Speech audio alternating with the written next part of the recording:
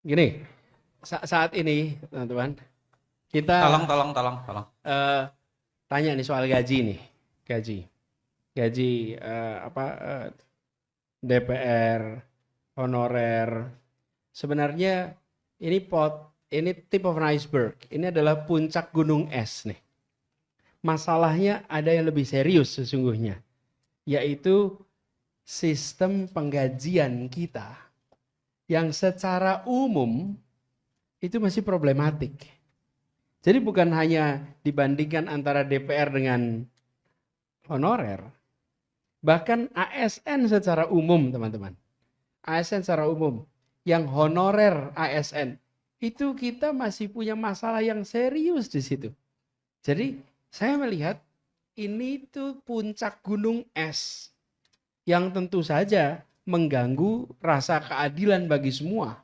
Apalagi ketika barusan ada statement tentang gaji guru beban, kemudian muncul anggota dewan dengan angka yang fantastis. Itu mengganggu rasa keadilan kita. Tapi sesungguhnya kalau mau dikoreksi, Judit mana Judit tadi? Judit, kalau mau dikoreksi ya teman-teman, kita memang harus serius mereview tentang sistem penggajian kita. Dan teman-teman, pengkaitan antara kinerja dengan tunjangan kinerja, namanya tukin. Tunjangan kinerja, tapi dibayarkan tanpa melihat kinerja, kan repot itu. Itu kenyataan di banyak tempat.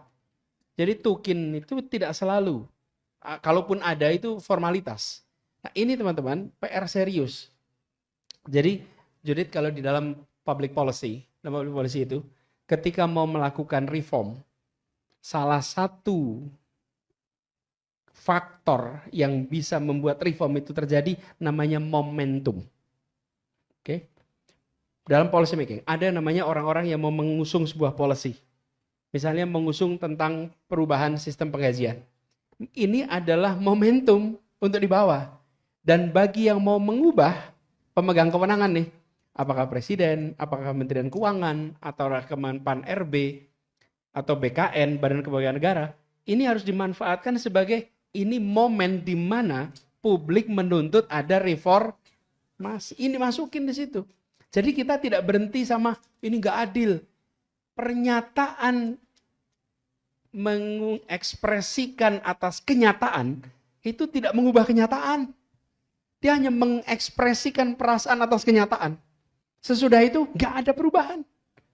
Tapi kalau ini menjadi momentum, maka ini momentum benar-benar momentum bagus. Dan kita punya PR serius di sini. Kenapa saya katakan PR ini? Karena apa? Karena ini muaranya pada korupsi. Korupsi itu salah satunya adalah karena kebutuhan. Ilustrasi, kalau gaji Anda yang normal hanya cukup untuk hidup 20 hari, terus 10 hari berikutnya hidup pakai apa? Ini akan menimbulkan korupsi karena kebutuhan di situ. Lalu di depan mata ada kesempatan. Di satu sisi ada kebutuhan 10 hari gak bisa hidup. Dan ada kesempatan. Nah, masuk tuh. Tapi kalau ini diberesin, maka kebutuhan terpenuhi, ada kesempatan. Nah ini, di sini kemudian rule of law masuk. Di sini soal ketaatan, kepatuhan, konsekuensi, itu akan masuk. Tapi kalau kebutuhan tidak terpenuhi, jadi saya melihatnya Judith, tentu saja angka itu fantastik, mengganggu rasa keadilan, itu sih sudah jelas. Tapi menurut saya ini harus didorong, menjadi kesempatan untuk dorong lebih jauh.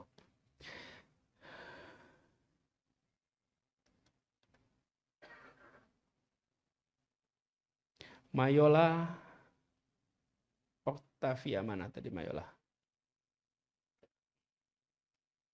Malah Mayola, tadi tanggapan tentang, oh ya, Bengkulu.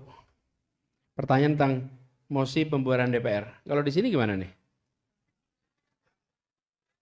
Hah? Iya. Ya itulah tadi maksud saya. Kalau kita melihat ada masalah, maka koreksi masalahnya.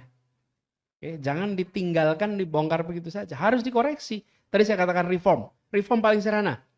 Bahkan teman-teman, ini apa Pak Uceng, saya itu pernah menulis Pak Uceng di Kompas tahun 2002. Judulnya voting tertutup tanda pengecut. Kenapa? Karena ini reform. Voting-voting itu dilakukan secara tertutup. Dan kita ini punya pandangan yang namanya voting dan musyawarah itu sifatnya substitutif. Apa sifat substitutif? Artinya begini, kalau bisa musyawarah nggak usah voting. Sehingga dia fungsinya substitusi. Musyawarah itu menggantikan voting. Sesungguhnya bagi Dewan Perwakilan, yang namanya voting dan musyawarah itu sifatnya komplementer.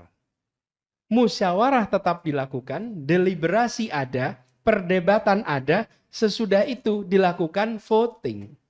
Apa yang terjadi di MK itu contoh bagaimana musyawarah dengan voting itu sesuatu yang sifatnya komplementer.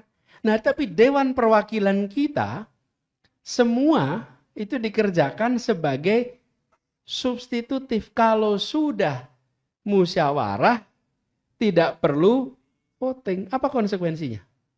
Kalau misalnya Mayola adalah anggota dewan dari Bengkulu, saat dia pulang ke konstituennya, dia tidak punya yang disebut sebagai voting record. Ketika ditanya, Anda dalam urusan undang-undang A milih setuju apa tidak? Dia tidak bisa jawab. Undang-undang B tidak bisa jawab. Kenapa? Dia tidak punya voting record di situ. Sementara sebagai anggota dewan, dia harus pulang ke konstituen dan harus menunjukkan ini loh rekam jejak saya sebagai wakil Anda. Ini salah satu contoh reform yang harus dikerjakan.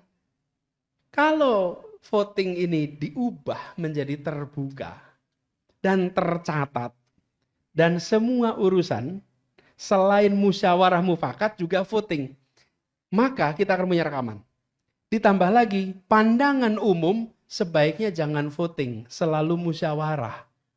Seakan-akan voting itu sesuatu yang berbahaya. Bukan. Voting itu justru menjadi catatan bagi setiap anggota dewan. Di sini posisi saya di dalam isu A, B, C, D. Sehingga pulang ke konstituen itu bisa menjawab. Hari ini tidak bisa. Itulah sebabnya saya katakan tadi, reform struktural di sini itu mendasar. Tapi jangan buru-buru kemudian idenya justru ini harus diperbaiki. Dan kalau itu diperbaiki, saya yakin nanti kita akan bisa menggeser dari DPR yang sekedar taat kepada arah partai menjadi DPR yang turut kepada kemauan rakyat. Halo teman-teman, berjumpa bersama saya di Politik Dangi. Teman-teman, menarik sekali ya bagaimana ramai di media sosial bahwa DPR ini teman-teman ingin dibubarkan. Kritik demi kritik yang bertubi-tubi terhadap DPR ya, ini menuai kecaman dari masyarakat ya, lantaran ya seolah mereka ini tidak mementingkan kepentingan rakyat. Nah, di sini ya tak terkecuali Anies Baswedan juga yang mengkritik ya, memberikan skakmat terhadap dewan. Ini terkait apa yang terjadi di masyarakat, apalagi tentang gaji DPR yang beredar ya, yang membuat rasa ketidakadilan itu luar biasa, dan ini disoroti Anies Baswedan. Anies benar-benar geram, Anies benar-benar